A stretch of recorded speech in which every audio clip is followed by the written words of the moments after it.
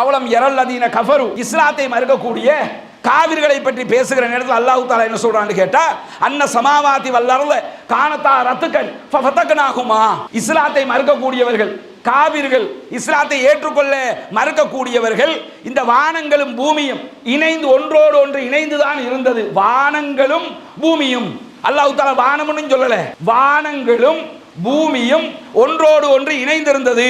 அந்த ரெண்டையுமே நாங்கள் தான் பிரித்தோம் என்று சொல்லி அல்லாஹ் தஆலா நான் தான் இதை பிரிச்சனுங்கிறான். இன்றைக்கு ஹிக்ஸ் 60 வருஷத்துக்கு முன்னாடி யோசிச்சது, ஹிக்ஸ் போசான் சொல்லி 2012 முடிவு காணப்பட்ட அனைவருமால் ஏற்றுக்கொள்ளப்பட்டிருக்கக்கூடிய பிக் பேங் என்ன சொல்லுதுன்னு கேட்டா, ஒண்ணுமே இல்லாம அப்படி அட்டச்சு இறுகி கடந்தது, அது அப்படியே வெட்டிச்சு செதறிச்சு, அப்பதான் நட்சத்திர கூட்டம் உருவாயிச்சு, அப்பதான் வானம் வந்துச்சு, பூமி வந்துச்சு, செவ்வாய் வந்துச்சு, புதன் வந்துச்சு, எல்லா கோள்களும் அப்பதான் உருவாகிச்சு.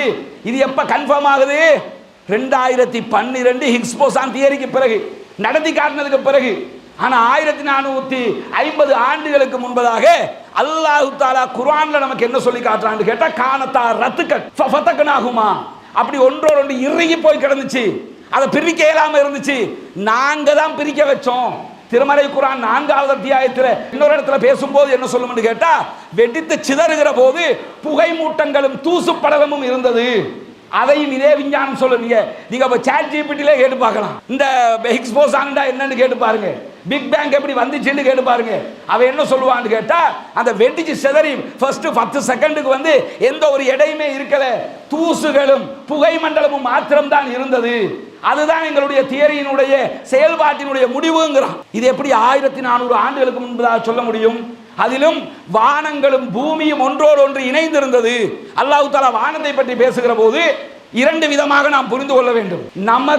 நம்ம பார்க்கிற விதமாக ஒரு செய்தியை வானம் என்கிற வார்த்தையை பயன்படுத்தி அல்லாஹ் சொல்றான்னா அது என்ன அர்த்தம்? இந்த மேகம் நமக்கு முன்னாடி இருக்கக்கூடியதை பத்தி பேசுறான்னு அர்த்தம்.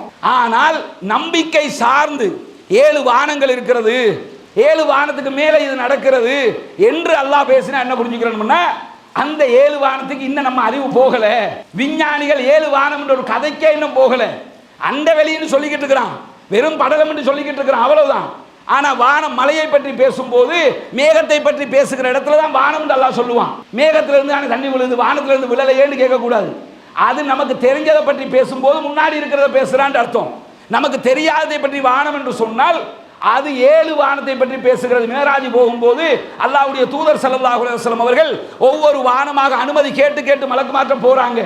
அதுக்குள்ள இன்னைக்கு நவீன விஞ்ஞானம் போகவே இல்லை. செவ்வாயினால என்னன்னு நம்ம முழுமையாக கண்டுபிடிக்கல, சந்திரனுடைய ஈர்ப்பு விசையினுடைய முழு பகுதியை நம்ம கண்டுபிடிக்கல.